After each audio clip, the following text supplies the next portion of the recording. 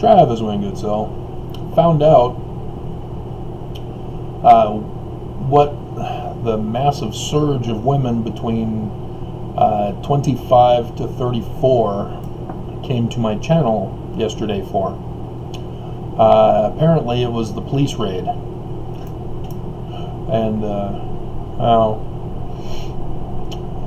I guess women are excited about seeing me get beat down. What have I done to you? What am I supposed to apologize for?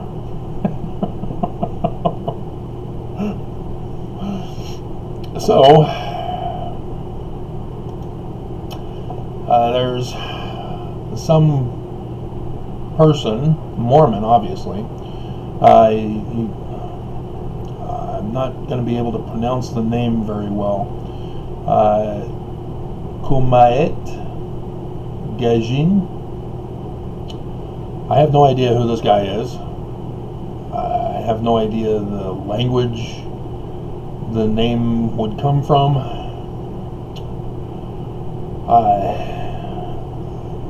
So I'm kind of curious because he's suckered over 112,000 Mormons in just 4 months. The reason why I know he's a Mormon is because he's got version 2 timeline of Second Coming signs and events, seventh seal maybe.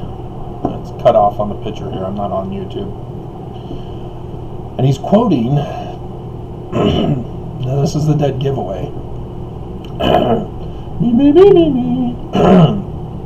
Doctrine and Covenants, section 106, verses 4 and 5. And he's got them on his thumbnail. And again, verily I say unto you, the coming of the Lord. I didn't see second coming. What do you mean second coming?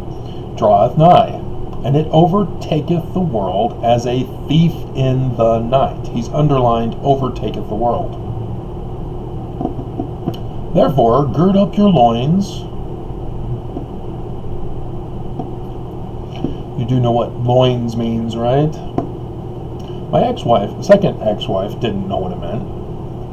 So I told her, and then she was embarrassed to have asked.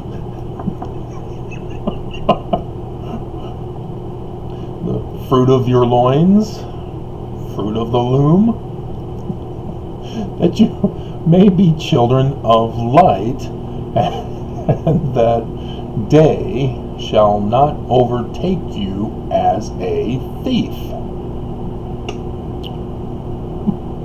And he underlines in verse 5 that you may be children of light, and that day shall not overtake you as a thief. See, as a thief in the night. So it's not a thief in the night, it's as a thief in the night. Not that the, and that day shall not overtake you as a thief. See how it's being worded here? As we refer to our English grammar.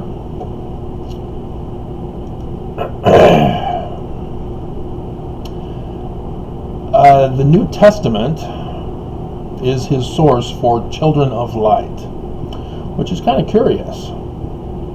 There's Luke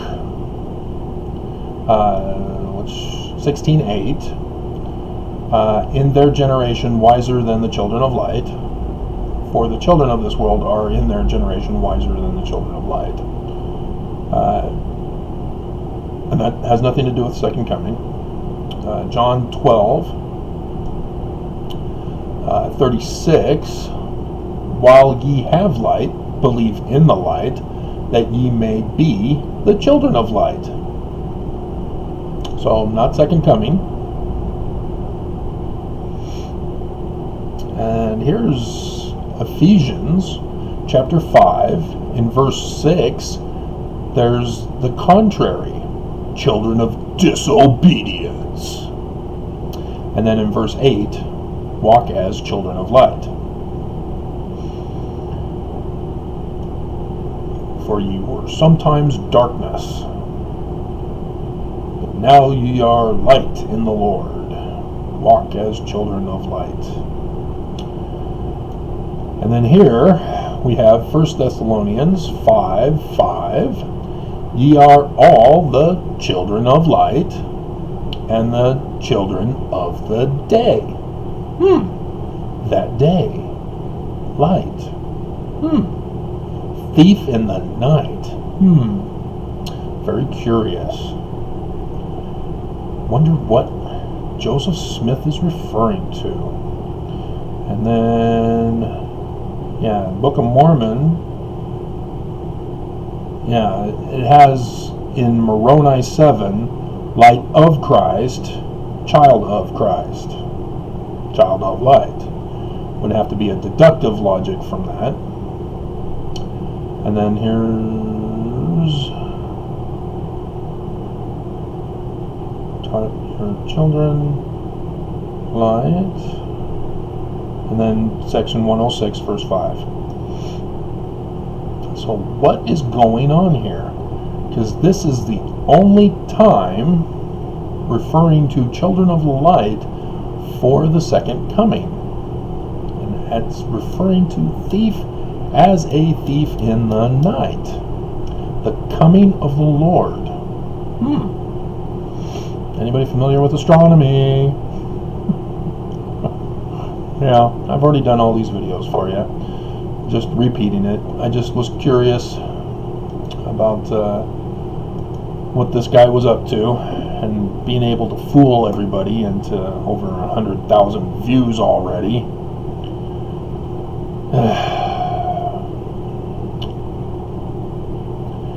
So, just so you know, it came during the daytime. It's already come as a thief in the night. Oops! You all missed it! He came. Isn't there a hymn? He came? Part of the lyrics. He came. It's a sacrament hymn, I think. He came.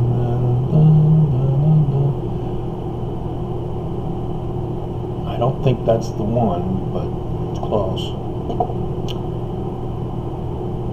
How sweet the sentence gets. I know that my Redeemer lives, but I've not seen him face to face as to men. I've not seen him with my own very eyes. Thus I lie, I tell a false witness. I now only just believe.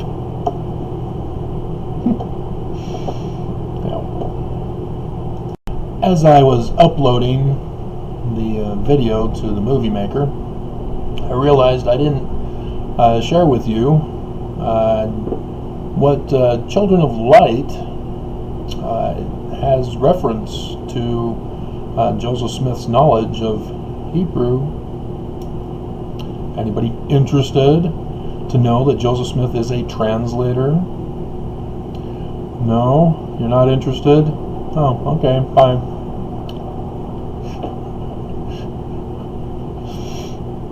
King Follett Discourse. Joseph Smith comes out and says the Hebrew Bible is translated incorrectly. Well, holy crap, that's blasphemy, Joseph. How dare you? Yeah, he died that year after saying this. That's Beroshit bara Elohim Hashamayim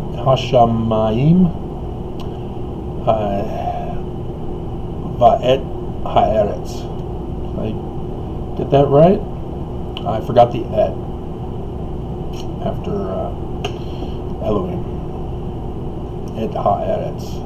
No. Et Hashamayim Va'et Haaretz. Va'et Haaretz. Little rusty. That's biblical Hebrew, though. And according to biblical Hebrew, if you have any knowledge of it, the Masoretes got together around 800 AD. So 500 years after Constantine created Allah and created Elohim as a plural magistry, as a singular noun. He's the one responsible. But scholars don't want to admit that, neither do the various religions.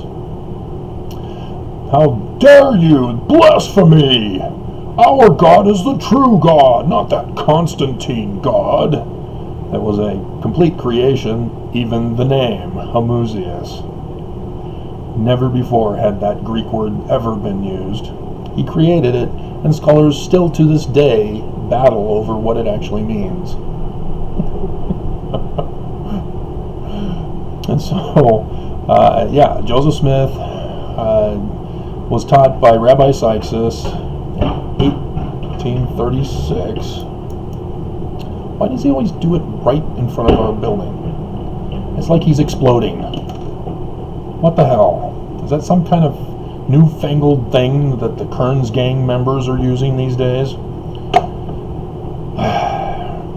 Anyway, I digress.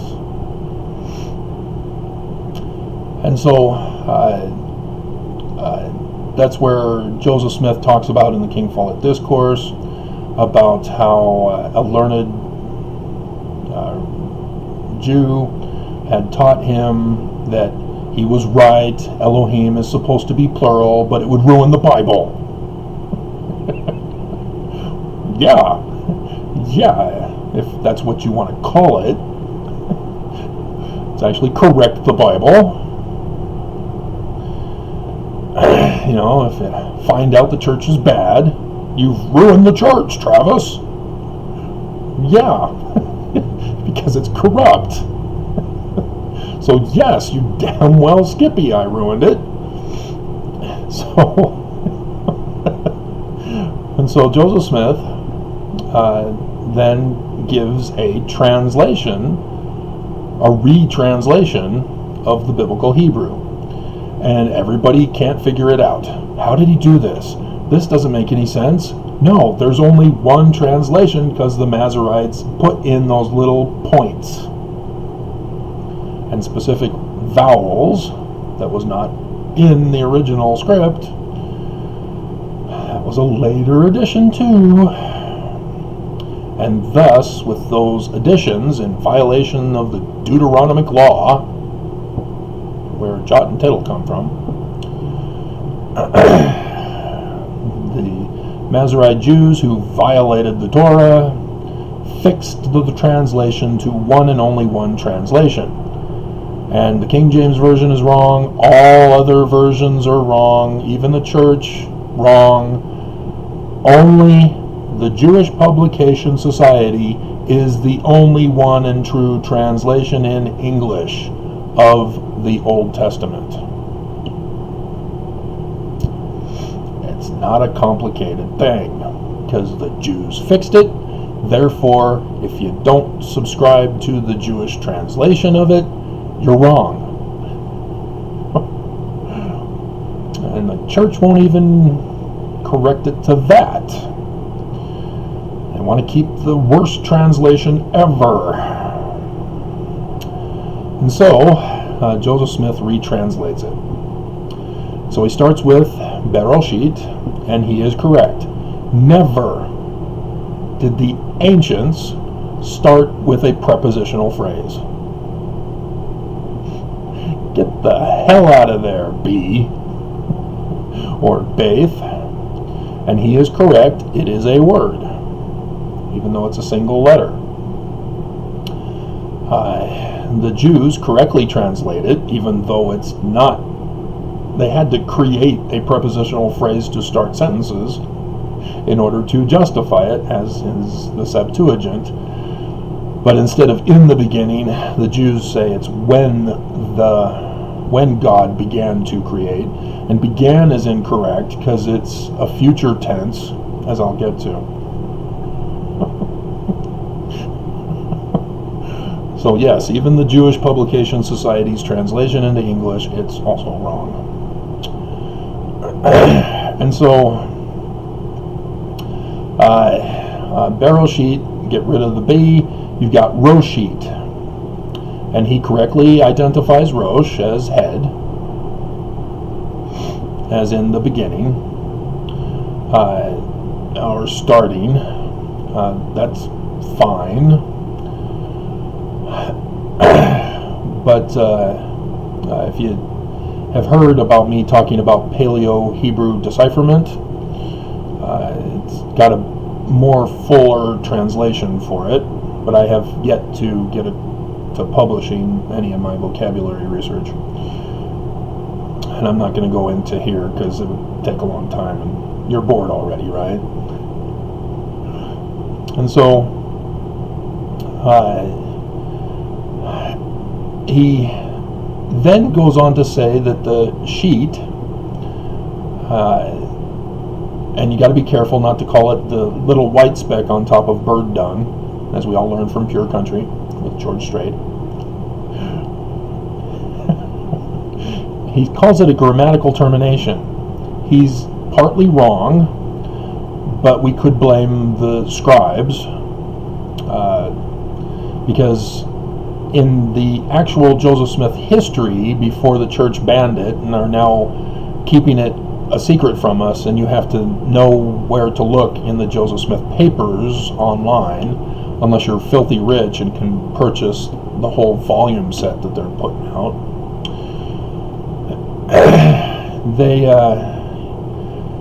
The sh part at the beginning is at the end of Rosh. Resh. So it's just eat that is the grammatical termination. Now this would render the word Rosh as a feminine plural. Well, there you go. Joseph Smith knows the real source of Trinity, 3 women. Mother in heaven, Jesus for the feminine, Krista,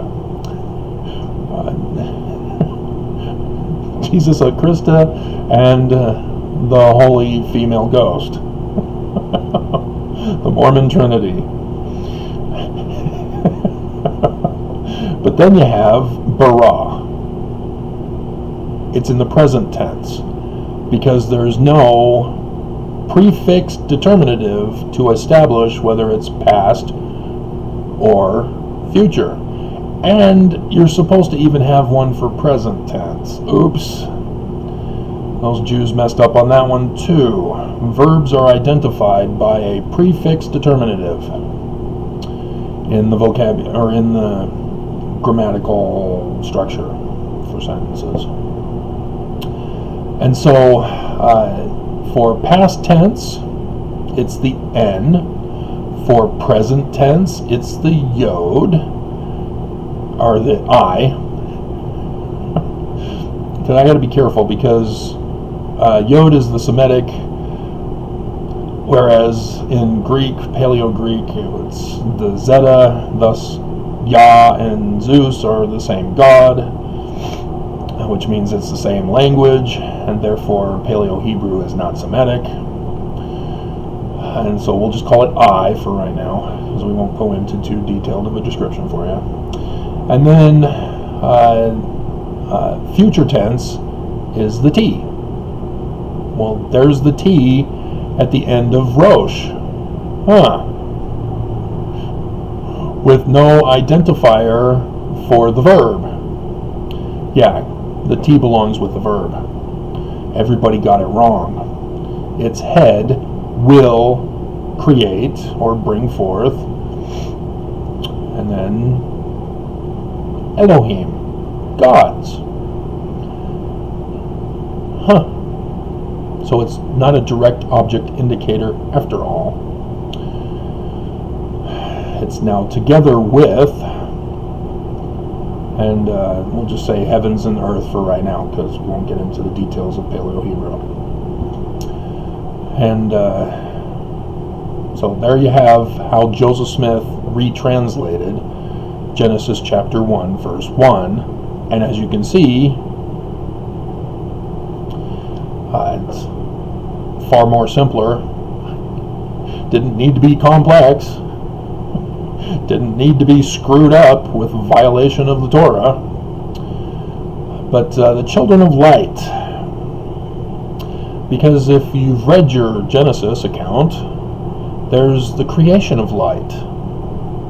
Well, we've just altered the complete translation. We just blew it all up. It's splattered, guts are everywhere. And so, yes, we've now got to go through and restructure the whole translation. Yes, we just ruined the Bible. And so what happens is you have the name of deity. What? It's not Elohim? No. It's Yah. What a shocker.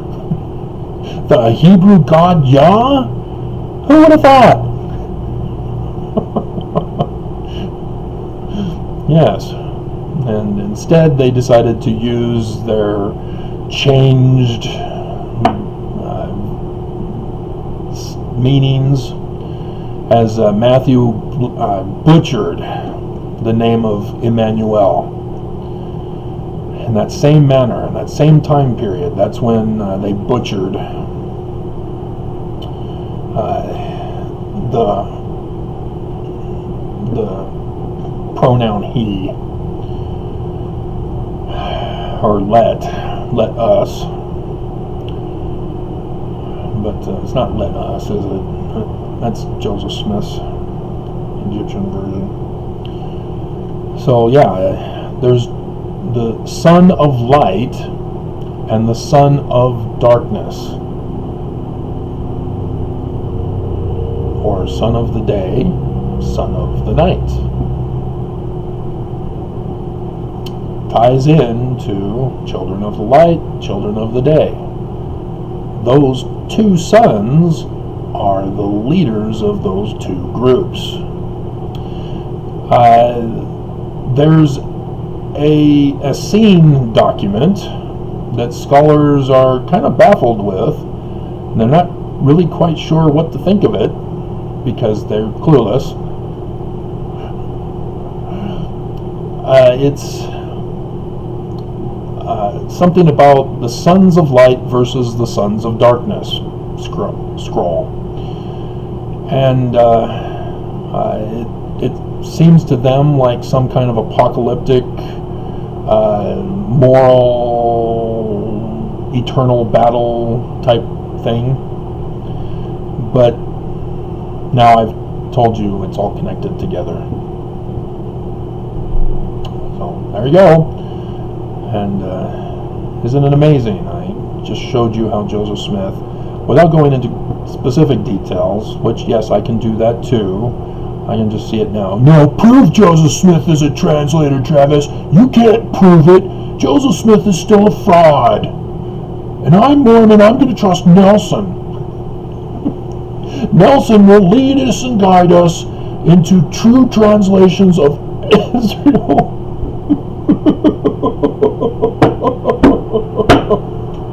Oh my God!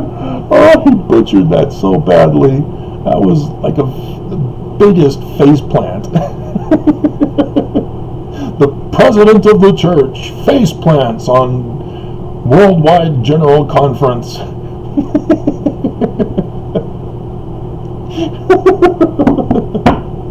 How could you butcher it? You are supposed to be the person, and you didn't even know, therefore you're not the person. But that's on whole nother other videos that I've done for you in explaining that. But yeah, Yah, Prince of God. Right there in the text.